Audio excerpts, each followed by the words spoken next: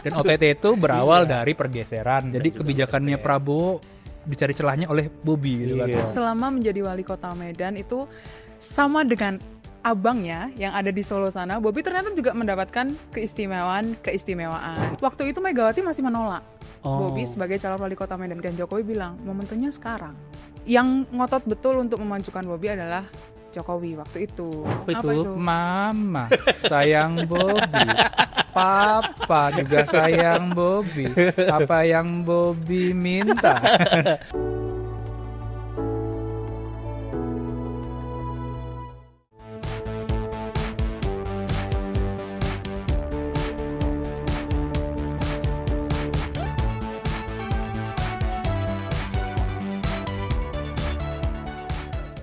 Hai, jumpa lagi di Bocoros Politik bersama gua Husein Abri Dongoran, Francisca Krisi Rosana, Horas Medan, Erwan. Kok Horas? Sudah di-clue tadi. Oke, buat teman-teman yang ingin baca laporan Tempo, bisa klik di link di deskripsi di bawah ini. Bagi kalian yang ingin membaca versi cetak, silahkan klik link yang ada di deskripsi juga ya. Bagi teman-teman, jangan baca atau sebarkan konten bajakan ya, karena ada hak ciptanya. Oh ya, ini kan seperti biasa ya, menjelang Agustus, Ya. Tempo itu mempersiapkan edisi spesial Tokoh Kemerdekaan ya. Nah, kali ini siapa, Sen? Nah, untuk Agustus 2025, ini berbeda dari tahun sebelumnya. Iya. Ada lombanya. Gimana, Wan? Wah, Nah, lombanya itu Senca, yaitu adalah lomba desain untuk cover majalah Tempo. Edisi Ahana Sution. Untuk detail lombanya, kalian harus sering cek Instagram tempo.co ya. Dan jangan lupa harus di-like. boleh share boleh juga. ini nggak, Wan? Boleh pakai AI nggak, Wan? Boleh gak ya? Enggak lah, jangan dong. Kan lagi kampanye. AI. Emang yang ngomong itu ngerti AI apa ya? Siapa sih? Nggak tahu, cinta saya. Horas lah. Horas. Nah, ngomong soal lomba nih, ini kayaknya berdampak dari pilkada serentak kemarin kan ya. Yes. Karena berlomba-lomba mendapatkan kekuasaan, ada yang dapat dapat ketangkap KPK, udah dapat ketangkap pula kan. Nah, makanya edisi kali ini kita kembali membahas soal keluarga Solo. Bobi Kertanegara. Dinasti politik. Bukan dong. Bukan. Miau. Ya, ini adalah Bobi Nasution, Oke. gubernur Sumatera Utara. Bobi ini juga dikenal sebagai anak raja ya. Anak raja. Anak raja. Oke. Jadi kita wawancara banyak orang dari anggota DPRD, partai politik dan pejabat di sana. Bobi Nasution itu terkenal sebagai anak raja. Dan ada istilah satu lagi. Apa? Anak toke. Oke. Anak toke. Di kalangan pengusaha dikenal sebagai anak toke. Dan kemarin orang kepercayaannya itu, orang dekatnya lah, itu Topan Ginting ya, ditangkap oleh KPK, OTT ya. OTT. Dan lumayan ramai itu di media sosial dan lain-lain. Pas waktu penangkapan ini ada cerita dari di Kuningan ya. Tadi lu wawancara KPK kan? Ya, ada cerita bahwa OTT-nya itu dikawal sama PM. PM itu polisi militer. Kenapa? Karena Topan ini selain anggota Perbakin juga dekatlah dengan salah satu institusi, Parcok. Nah, sehingga harus dikawal nih. Dan tahu gak, yang di OTT itu sebetulnya yang diamankan itu 6 orang. Tapi pas pengumuman itu 5 orang. Oh. Nah, infonya ini salah satunya itu siapa, Sen? Kok bola panas ke gua nih? Ya, informasi Petinggi ya. itu Wan, perwira menengah polisi Menarik. yang pernah menguasai suatu wilayah. Tapi info ini dari mana sih? Banyak yang cerita. Kita wawancara tadi kan orang-orang KPK, iya. lalu juga pengusaha, Benar. lalu juga DPRD di sana dan mereka tahu kasus ini bahwa ada yang kok dari 5 nih yang Jadi 5 yang diumumkan. 5 diumum, satunya kemana begitu kan. Mirip-mirip kasus dulu tuh yang rame-rame kan di KPK juga tiba-tiba hilang. Tiba bilang satu diskon ini, jangan-jangan nih diskon. Nah, ini kan menunjukkan betapa spesialnya kasus ini ya. Nah, Wan, sebelum ke Bobi, bocorin dong ini siapa Siapa sih Topan ya? Topan itu kan, Topan Ginting yang kalau gua riset ya, itu kan dulu di Medan kan, tiba-tiba jadi kepala dinas. Gimana, Wan? Ya namanya kan Topan ya. Nah ini kan identik dengan badai kan, Topan itu. Ngacak-ngacak ASN Sumut ya. Bagi ASN Sumut, itu ngacak-ngacak dia tuh. Nah tapi dia ini sebetulnya nobody awalnya kan. Hanya sebagai pejabat eselon 3 barangkali ya. Bahkan lebih di bawahnya 4. Lalu kemudian menjadi camat. Kemudian dekat dengan Bobi. Lalu karirnya ini meroket, Sen. meroket menjadi kepala dinas, bahkan sempat menjadi PLT Sekda di Medan. Ketika Bobi ini naik ke Sumatera Utara, ke pemerintah provinsi, ya dia juga ikut naik, terkerek nih karirnya itu. Dibawa sama Bobi ya? Dibawa lah, karena dia kan orang kepercayaan. Batch orang pertama dekat. ya? Bener, dan pelantikannya itu masih inget ya, Bobi dilantik sama Prabowo itu kalau tidak salah 20 Februari ya. Iya.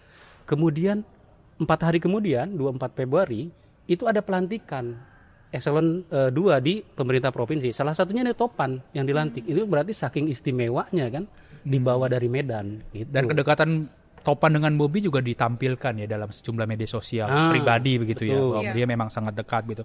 Tapi Wan, bahkan ini sorry gue potong. Ketika Topan ini ujian doktoral di USU, kan ada tuh di media sosial itu Bobi mengucapkan selamat kepada Topan atas pencapaiannya sebagai dokter kan. Nah ini, infonya itu Sen, ya kalau gua cek ke teman-teman di sana di ASN, gelar itu sebagai salah satu semacam atribusi agar Topan ini bisa naik ke jenjang yang lebih tinggi, yaitu Sekda. Karena disiapkan persiapkan Sekda, ya. jadi Sekda ya Dipersiapkan awalnya. jadi Sekda gitu, dan sempat nih ditenteng ini barang ini ke istana. Cuma ternyata gagal nih barang karena sudah diajukan ke istana menolak. Kenapa ditolak, Casen? Karena golongannya masih 4B, padahal syarat untuk Sekda itu minimal 4C. Nah, Sekda itu kan 4D ya harusnya itu dan akhirnya itu 4E ya golongannya itu. Dan Topan juga disorot ya Wan, karena dia kan bukan lulusan teknik kalau gua dapat informasinya. Dia kan lulusan STPDN begitu. Kok tiba-tiba mengurusi atau memimpin lah Kadis Pekerjaan Umum begitu. Dan ini omongan di internal birokrasi di Sumatera Utara. Nah, ini menarik nih. Kenapa Topan dengan Bobi bisa dekat? Ini kita juga wawancara mantan orang dekatnya Bobi lah ya, waktu di pemilihan wali kota Medan. Jadi Topan ini salah satu tim bayangannya Bobi yang ikut membantu kampanye maupun membayar biaya-biaya kampanye waktu di Medan begitu. Cica nih yang tahu nih infonya. Iya, jadi ada sejumlah tim ya, anggota timnya Bobi ketika dulu Bobi mencalonkan sebagai wali kota di 2019 akhir sampai 2020 ya waktu itu ya. Jadi ternyata Topan itu dulu adalah camat Tuntungan, bukan? Iya, betul. Nah, dia berperan tuh Wan Sen untuk pemenangannya Bobi. Jadi dia ini mengumpulkan suara-suara di Tuntungan untuk semua dikerahkan untuk suaranya Bobi. Karena Bobi dulu kan melawan Ahyar kan. Ahyar dulu wakil wali kota Medan yang kemudian menjadi PLT wali kota Medan. Bobi dan Ahyar lumayan ini tuh sengit tuh persaingannya kan, karena Bobi quote and quote dulu nobody, belum ada nama gitu, meskipun dia dikenal sebagai ya menantu presiden gitu kan. Tapi kemudian di Medan sendiri perlu tuh operasi darat lah. Operasi darat yang ya camat-camat itu masuk sebenarnya bukan hanya Topan, tapi paling sukses lah Topan ini ya. Dan paling jor-joran. Iya, dan di setiap kampanyenya Bobi ini Topan ada di balik layar, tim shadow. Maka ketika Bobi jadi wali kota, Topan langsung ditarik. Dan waktu itu harus bekerja keras kan ya timnya Bobi itu, karena kan nobody itu kan, meskipun itu menantu tapi harus bekerja. Dan ingat Ahyar itu diusung PKS dan kuat juga kan waktu itu ya. Awalnya PDIP kan. Betul. Nah ini yang menarik juga nih kan. Tadi karena kedekatannya Topan dari era sebelum Bobi jadi wali kota sampai sekarang gubernur. Ini banyak yang cerita juga ya. Penyidik maupun aparat penegak hukum bilang bahwa Topan ini punya daftar-daftar apa saja yang biasa dikeluarkan gitu. Buset. Apa aja tuh? Ngeri. Aduh. Silahkan nanti tanya ke Topan Doto. Pak Topan apakah sering bayarin itu Pak gitu kan. Yang sering dilihat sama Erwan. Surga itu datang. Waduh. Nah ini berarti kan Bobi ini sangat memperhatikan birokrasi ya. Jadi tadi menaruh Topan dan segala macam. Sebetulnya apa yang terjadi di birokrasi di sana sih? Iya, selain Topan kan sebetulnya ada banyak juga orang-orang yang dianggap orangnya Bobi ya, yang waktu dia menjadi wali kota kemudian dikerek ke atas ke pemerintah provinsi kan. Ada misalnya itu Alex Sunilungga, ada kemudian juga Sutan, kepala BKD, dan sekarang menjadi PLT BKAD, Badan Keuangan dan Anggaran Daerah tuh. Lalu kemudian juga ada Inspektorat Sulaiman. Nah, orang-orang inilah yang diangkat ya di gerbong. Yang gerbong pertama itu ada 2, Sulaiman dan Topan. Sutan. Plus Topan, ada 3 ya gitu. Nah, yang menarik adalah Sulaiman ini ditempatkan di Inspektorat, Cak. Inspektorat ini kita tahu lah sebagai dalam tanda petik sebagai penyidik internalnya pemerintah provinsi. Jadi kalau misalnya ada masalah etika atau masalah terkait dengan korupsi, ya itu di inspektorat dulu di. Nah, kan kalau yang bagus itu kan harus ada perbaikan ya ketika misalnya katakanlah ada pejabat yang bermasalah, harusnya kan dikasih tahu, diperbaikan. Ini jadi alat ancaman, informasi yang kami peroleh ya, yang gua peroleh dari internal pemerintah provinsi juga. Jadi menjadi alat ancaman kepada kepala dinas yang bermasalah, yang akhirnya banyak yang nurut dan mengundurkan diri, bahkan menjadi alat untuk ya pergantian lah. Nah, lalu kemudian BKD juga kan sama urusan dengan rotasi, kemudian mutasi dan bahkan demosi. Jadi pintar nih barang nih ya. Ingin menguasai birokrasi ya kuasilah inspektorat dan badan kepegawaiannya. OPD itu ya. Benar gitu. Bahkan waktu Bobi naik atau setelah dilantik ya sebagai Gubernur Sumatera Utara itu kan sudah tadi ya mengganti-ganti, padahal aturannya sebetulnya harusnya 6 bulan pergantian itu. 6 bulan itu boleh melakukan rotasi tapi tidak diperkenankan melakukan pergantian. Dan orang-orang yang kita dengar dari berbagai narasumber yang kita temui ya Sen ya, itu Bobi melakukan pergantian itu dengan bukan hanya tadi di kasus ada kasus hukum, tapi juga diminta untuk mengundurkan diri. Iya betul. Aturan itu memang tidak boleh mengganti pejabat selama 6 bulan. Ya. Boleh mengganti asal persetujuan menteri, Cak. Betul. Nah, kami kan konfirmasi dong ke Kemendagri. Katanya ada persetujuan menterinya. Terus kita minta lah buktinya mana. Nah, ini belum dijawab nih sampai sekarang. Sampai saat ini ya di hari Kamis kita tapping belum dijawab gitu. Sebetulnya kan kalau pergantian eselon 2 ya kalau di pemerintah Pemprov itu sebetulnya memang baik ya. Ya. Kalau tujuannya baik gitu. Kan. Dan itu kalau misalkan baik adalah merapikan merit system di sana. Artinya lu bisa dapat jabatan tertinggi di sana dengan ya sesuai dengan kinerja begitu kan. Tapi kan ini ya karena kedekatan pasti ujungnya buruk kan. Minimal kolusi dan buktinya korupsi. Bukan kolusi kan lagi. Kolusi kan sudah terjadi, tapi kan buktinya korupsi. Betul. Kasusnya kan. Betul. Ada kepala daerah samping tuh Sen yang pusing nih, nggak bisa ganti kepala dinas nih. Masih di Sumatera Utara. Oke, terus bosnya aja udah ganti, dia nggak bisa ganti nih. Itulah menunjukkan keistimewaannya Sumatera Utara. Itu istimewa. Nah ini kan dari tadi kita ngebahas soal topan dan birokrasi kan, dan semuanya masalah. Betul. Nah ada nggak selain masalah birokrasi, proyek-proyek lah. Pasti kan ini gampang aja lah. Lu lihat TikTok deh itu, rata-rata orang ribut di Medan itu tukang parkir lah, angkot lah, terus jalanan lah, dibilang Gotamnya Indonesia begitu kan. Nah gimana tuh apa yang terjadi di Medan dan Sumatera Utara? Iya, kalau berbicara masalah, Medan ini banyak masalah Sen, terutama proyek warisannya Bobi. Waktu dia menjadi wali kota Medan, banyak masalah. Mulai dari pembangunan revitalisasi lapangan Merdeka yang anggarannya 600 miliar lebih. Wow, besar sekali. Sampai sekarang kami reportase kemana ke lapangan Merdeka itu kan, ternyata belum selesai kan, masih dibangun sana sini.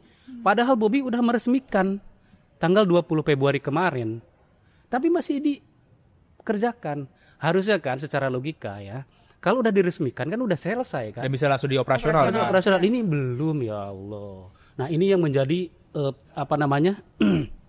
pergunjingan lah di warga Medan sana. Padahal itu proyek multi-years ya. Multi-years harusnya kan selesai 2024. Betul.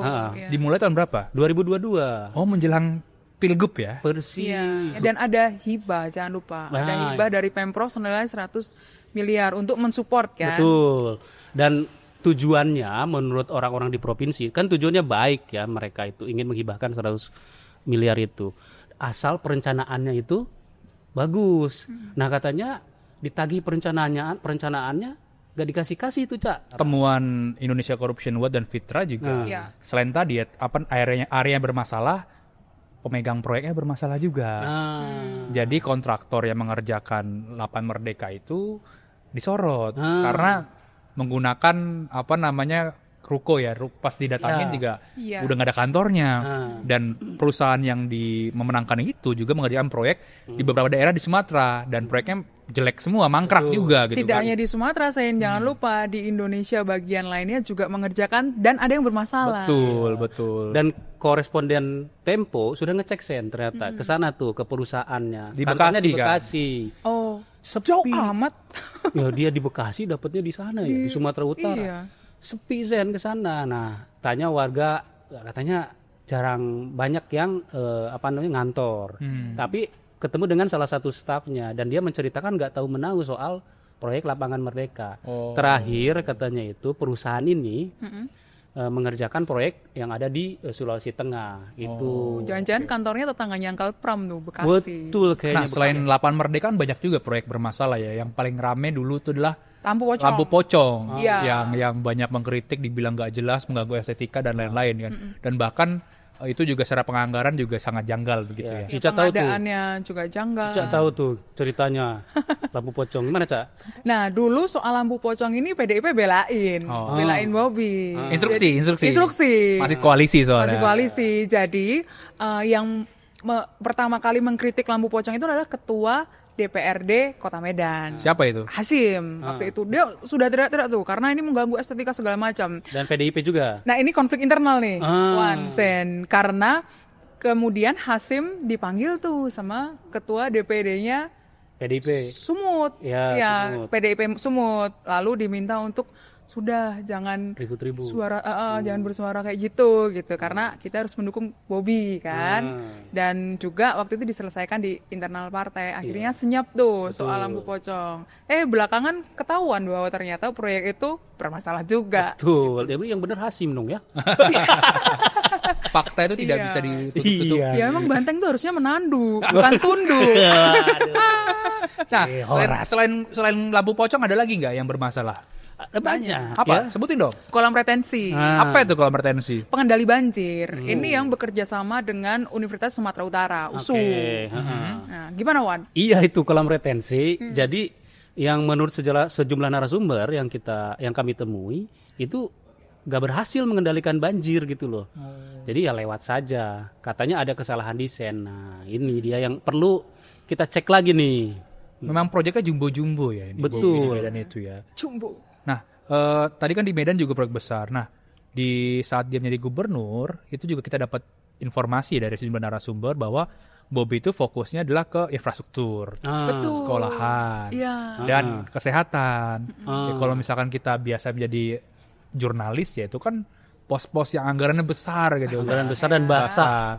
Dinas basah. Dan fokusnya kan memang ke Sumatera Utara bagian selatan gitu, Senwan. Nah, kenapa Karena konstituennya Bobby di situ. Ini yang cerita kepala daerah juga.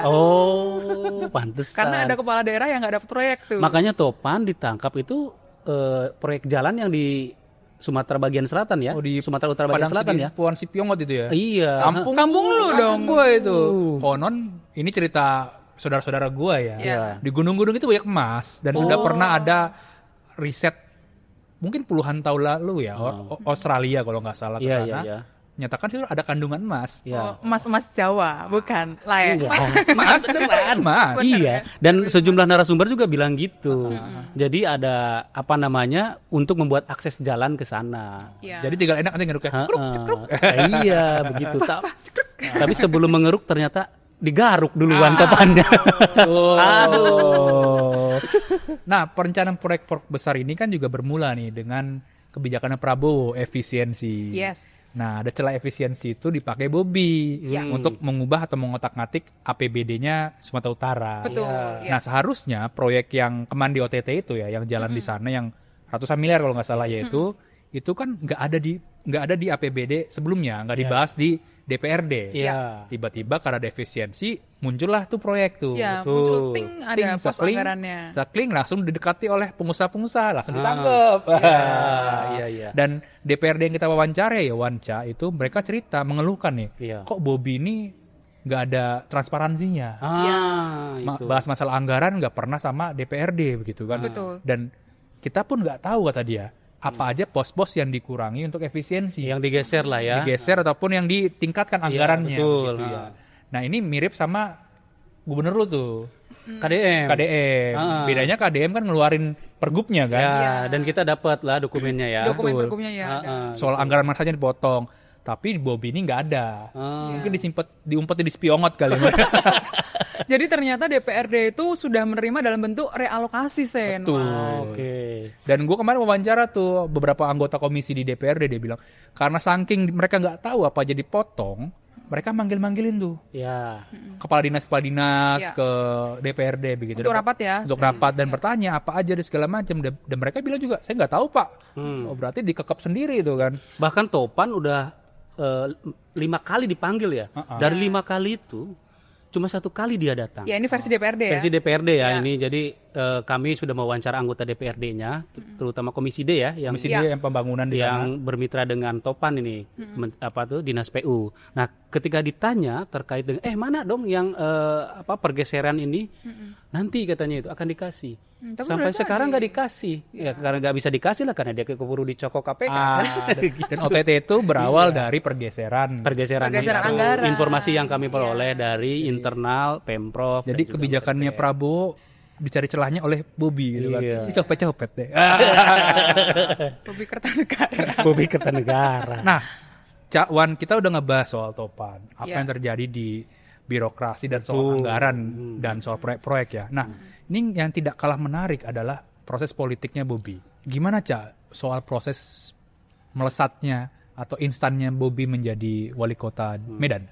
Ya, sebelum itu ada yang menarik, Wan. Sen. Karena selama menjadi wali kota Medan itu sama dengan abangnya yang ada di Solo sana, Bobi ternyata juga mendapatkan keistimewaan. Jadi target Bobi ketika jadi wali kota Medan itu adalah mengendalikan banjir. Nah ternyata nggak berhasil nih mengendalikan banjir dengan berbagai cara. Lalu Bobi langsung menemui Menteri PUPR saat itu, Basuki Hadi Mulyono, dan meminta dibantu pusat. Nah, Basuki ternyata membuat penanggulangan banjir, tapi itu masuk proyek pemerintah pusat di Kota Medan. Waktu itu alasannya Basuki adalah membuat ROP ya, membuat tanggul-tanggul gitu untuk penanganan ROP di Belawan. Belawan itu di Kota Medan gitu, dan memang dananya turun dari Kementerian PUPR. Juga ada beberapa event ya yang diadakan di Kota Medan saat itu. Pasca Covid ya tentu saja ya. Ini kayak mirip lagu di Instagram tempo.co deh. Apa Apa itu? itu? Mama sayang Bobi, Papa juga sayang Bobi. Apa yang Bobi minta? Makanya dia melesat karirnya politiknya ya. Nah, terus karir politiknya gimana nih? Nah ini dinasti politik lagi nih, lagi-lagi dinasti politik. Jadi di akhir 2019 itu sebetulnya Bobi itu bukan calon wali kota Medan Ya. di partai PDIP waktu itu ya. Jadi PDIP itu sudah punya calon untuk dimajukan sebagai calon wali kota Siapa? Medan. Siapa, Ahyar. Ahyar. Ini Oke. politikus senior PDIP Ya. di Medan Di sana Medan. ya. Ya. Dan Bobi itu diminta oleh mertuanya yang waktu itu menjadi presiden nih, Ya. Presiden Jokowi ya waktu itu, untuk maju. Hmm. Jadi ada satu timnya Jokowi dulu, bekas tim 11 yang sekarang menjadi penasihat senior di Lab 45, Ya. Haryadi, juga dosen ya di UNER gitu, pernah dipanggil Gimana? oleh Jokowi, dan Jokowi meminta bantuan agar Haryadi ini membantu Bobi maju sebagai calon wali kota Medan. Bantuannya apa, Cak, bentuknya? Ya, jalan. untuk buka jalan ke Oke. PDIP, karena waktu itu Megawati masih menolak Bobi sebagai calon wali kota Medan. Kenapa? Karena Bobi ini belum punya pengalaman di partai maupun di birokrasi. Ya, persis gitu kan. itu. Waktu itu Bobi diminta jadi ketua DPC dulu. Ah. Jadi dari bawah dulu. Nah, dia ini kan kader yang sebenarnya dikaderkan ya. Betul. Dikaderkan di quote and quote, dipaksakan jadi kader. Gitu. Nah, setelah ditolak, lalu Sekjen PDIP Hasto Kristianto yang sekarang ada di tahanan ya karena kasus, lalu memanggillah Haryadi waktu itu ke rumahnya Hasto ya, ke kantor lah ya, kantor di Menteng, dan disampaikan bahwa Megawati itu masih menolak saat itu. Hasto juga pernah cerita ke kita waktu Hussein waktu itu nulis ini ya. Gue udah pernah nulis 2019 atau 2020 ya. Covernya yang kayak apa sih namanya, kayak kereta Jawa gitu lah ya. Waktu Pilgub kan kita juga kembali menuliskan waktu itu. Lanjut, Ca. Dan waktu itu Haryadi diminta bantuan oleh Sekjen PDIP Hasto itu untuk bilang ke Jokowi bahwa ya Megawati waktu itu nggak setuju gitu. Pun kalau setuju, Bobi harus jadi calon wakil wali kota dulu, wakilnya Ahyar waktu itu. Dan berangkatlah Haryadi ke istana kan, disampaikanlah pesan itu dari SS ya, dari kantornya Hasto itu ke Jokowi, dan Jokowi bilang momentumnya sekarang gitu. Jadi versi orang-orang PDIP yang sekarang sudah berseberangan dengan Jokowi, yang ngotot betul untuk memajukan Bobi adalah Jokowi waktu itu. Dan ya mereka kan tidak bisa menolak, apalagi perintah presiden. Apalagi permintaan presiden. Iya, dan apalagi efek ekor jas dari presiden itu kan sebenarnya juga menguntungkan partai waktu itu. Dan sempat ada dilema kan Megawati itu kan? Betul. Dan yang lucunya kan mereka membantah dinasti kan. Ya. Padahal ya apalagi dinasti politik, nggak usah ngangengong gitu kan. Iya, dan lucunya waktu itu karena Megawati tidak bisa menolak permintaannya Jokowi, Bobi diminta untuk magang dulu di Jawa Timur. Temu Bupati Banyuwangi kalau nggak salah, Azwar Anas waktu itu, dan juga belajar di Semarang dan di Surabaya. Dia magang beberapa minggu, ditemani oleh tim, termasuk tim yang dari Sumatera Utara, dan juga ada tim 11-nya Jokowi. Kepala daerah yang didatangi Bobi itu semua berasal dari PDIP. Iya. Tapi menurut gua ya itu kan cuman hanya formalitas. Yang apa sih, lu harus magang sini sana segala macam. Tapi ujung-ujungnya pas pemilihan wali kota itu instrumen negara digunain kan. Betul. Polisi. Bahkan Senwan, ada menteri, Menko malahan yang diutus ke Sumatera Utara. Siapa namanya? Ke Medan waktu itu. Siapa? Ada di majalah Tempo aja lengkapnya. Kita simpen dulu. Biar pembaca majalah Tempo. Dan apa ya, menariknya yang membantu Bobi ketika di wali kota itu berhasil dan naik pangkat. Iya, betul. Siapa tuh, Sen? Baca aja majalah Tempo. Iya, benar. Jadi kembali ke menteri tadi ya, cerita sedikit ya.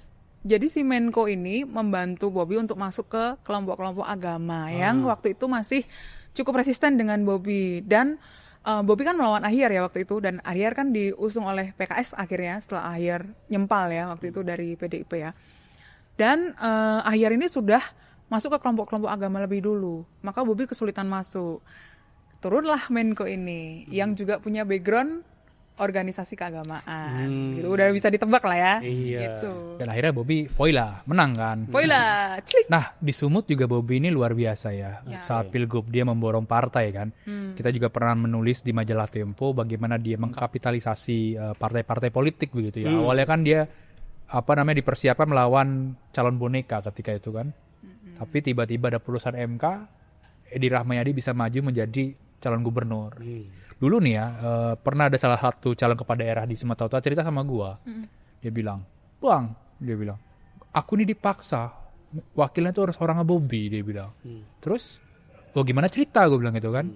Iya, kalau enggak aku kasus-kasus hukum dikerjain gitu kan. Dan belakangan narasumber ini kalah begitu dengan diancam kasus hukum, dan memang dia ada salah juga kan. Lu sebagai kepala daerah kok main-main korupsi segala macam begitu ya. Dan kemarin ya kita wawancara juga kan orang di Medan begitu, dia cerita hasil dari pemilihan gubernur Sumatera Utara ini, selain Bobi menjadi gubernur, Bobi itu menguasai 15 kabupaten kota. 15 ya? 15. Banyak sekali kan di sana. Jadi udah mempersiapkan pasukan dan lain-lain. Dan caranya pun sama, menggelontorkan bansos, menggunakan perangkat negara, polisi, bahkan TNI kan. TNI dikerahkan di sana, intelijen juga dipakai begitu ya, dan diserbu lah dari segala penjuru benua gitu ya. Iya, tapi ngomong-ngomong soal skenario tunggal, ternyata dulu waktu Edi Rahmayadi mau maju diusung PDIP itu, dia sudah diingatkan oleh purnawirawan jenderal, dan ada juga yang orang dekat Jokowi ya yang waktu itu yang mengingatkan juga untuk jangan maju, ini lawannya bahaya gitu, dan akan memakan kos yang besar gitu. Bagaimana bisa bertarung lawan anak raja gitu. Iya, dan akhirnya dia jadi raja di Sumatera Utara. Nah di awal kan tadi kita juga spill juga ya, selain Bobby dipanggil anak raja, dia tokek gitu kan, bos, pengusaha segala macam gitu kan. Nah gimana Wan usahanya Bobby nih? Pasti kan dulu pernah disinggung kan Blok Medan di dalam suatu perkara korupsi. Iya. Selain itu ada nggak si cawe atau permainan Bobby? Ya, Bobby pernah menggarap proyek pemerintah, proyek rumah subsidi di Sukabumi. Nah, jaringan Tempo sudah ngecek tuh Sen ke sana, kemana ke Sukabumi, ke proyek itu. Ternyata nggak jalan sampai sekarang. Bahkan menurut warga dan juga kepala desa ya, kepala pemerintahan di situlah, itu tanahnya itu udah disita gitu loh sama bank gitu. Nah ini kan salah satu proyek yang bermasalah. Selain itu ya kita kasak-kusuk lah sana sini Senca, ternyata akta notaris. Iya, dan akta notaris. Dan bener Sen, Bobby ini dugaannya menjadi pengusaha tambang. Tentu dengan memakai orang-orangnya gitu, orang-orangnya ya. Ada nama keluarga ibu di Betul, juga di situ yang jadi pemegang saham. Ya intinya urusan bisnisnya ada di laporan majalah Tempo. Bisa dibaca. Bisa detail. Nah ini menarik masalah bisnisnya ini. Chen, gimana sikap Tempo Chen? Bentar, gue manggil orang lu. Ini khusus dinasti politik. Khusus dinasti politik harus manggil dia. Ada yang spesialisasi dinasti politik di sini. Kita panggil. Ini belum datang orang ini. Gue panggil lagi. Lagi OTW dari Bekasi, Chen. Nah ini dia nih. Ya, seseorang dari Konoha. Cing. Gimana Uncle Pram? Gue sikap seneng lihat si rambut Bobby kalian baru ya kan. Ini juga pada rapi-rapi sekarang. Biar bisa jadi kan cuma bos kita aja. Biar bisa jadi komisaris atau enggak staf khusus. Ya, jadi apa pertanyaannya? Sikap Tempo soal Bobby nih dengan sejumlah permasalahan di Sumatera Utara. Ya, jadi Tempo sudah merumuskan sikap, dan ini kan sebenarnya tidak mengejutkan ya apa yang terjadi di Sumatera Utara dan bagaimana kita melihat sepak terjang Bobby. Bobby ini adalah dinasti politik, ya kan? Dari dulu kita sudah ngomong Bobby, Gibran itu dinasti politik. Tapi banyak teman-temannya Cica yang nggak percaya gitu kan, yang kemudian mengajukan berbagai argumen gitu. Ya bahwa mereka bukan dinasti politik. Ya mereka ini dinasti politik sudah jelas, dan dinasti politik selalu dekat dengan yang namanya korupsi, ya kan? Dan juga di situ ada penyalahgunaan kewenangan. Majunya Bobby, juga Gibran tentu saja sudah sering kita ulas ya. Itu jelas menggunakan lembaga-lembaga negara, yang disitulah kemudian terjadi penyelewengan dari lembaga negara itu sendiri. Ya aparatur keamanan, intelijen gitu ya. Terus juga kementerian dan lain-lain itu kan kemudian dikerahkan untuk memenangkan menantu maupun putra Jokowi. Jadi inilah hasil dari dinasti politik gitu loh. Kita melihat bahwa apa yang dilakukan oleh Bobby itu sudah merusak sistem meritokrasi, ya kan? Tadi sudah disampaikan bahwa ada perpindahan, dan ini perpindahan yang hanya berdasarkan kedekatan. Dan pola ini kan sebenarnya juga berjalan pada masa pemerintahan Jokowi. Jokowi memilih orang, menempatkan orang bukan berdasarkan kompetensinya, bukan berdasarkan kapasitas, kapabilitas, tapi lebih karena kedekatannya. Dan tujuannya tentu saja untuk memastikan kekuasaan itu bisa terus berjalan. Ya, dan kita lihat hasilnya apa? Kerusakan demokrasi yang luar biasa. Dan korupsi. Udah ya. Saksikan terus Bocor Alus Politik di YouTube Tempo.co dan Spotify. Bye-bye. Sampai jumpa. Bye.